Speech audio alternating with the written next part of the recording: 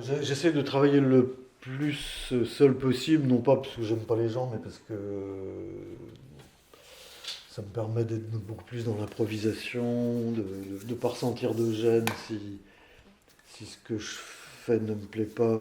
Enfin, si sur le moment du tournage j'ai besoin de quelqu'un, je vais me faire aider, mais le moins possible quand même.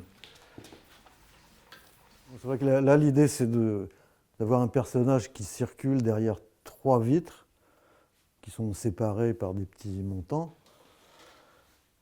et de filmer ce personnage à l'aide de trois caméras ou trois appareils photo, de sorte qu'après, chaque film est diffusé dans trois fenêtres qui seront plus grandes que ces vitres, mais qui seront dans les mêmes proportions.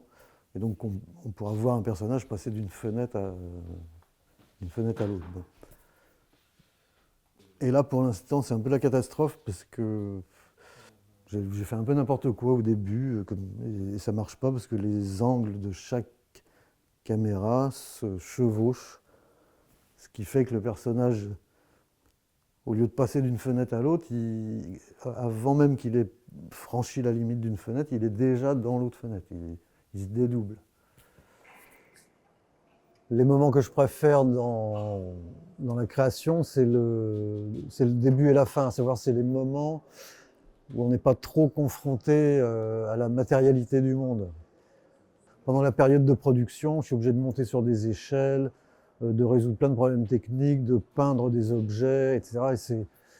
Et c'est beaucoup de travail, et c'est pas un moment de plaisir. Les moments de plaisir sont plutôt ceux, oui, où on est plus dégagé de l'aspect matériel des choses.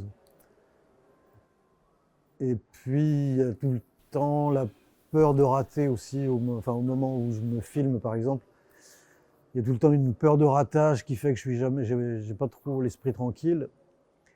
Alors qu'en amont, pendant la conception, on pense pas déjà qu'on va être en situation de ratage, et puis une fois que c'est fait, on sait qu'on a réussi, donc on est plus tranquille.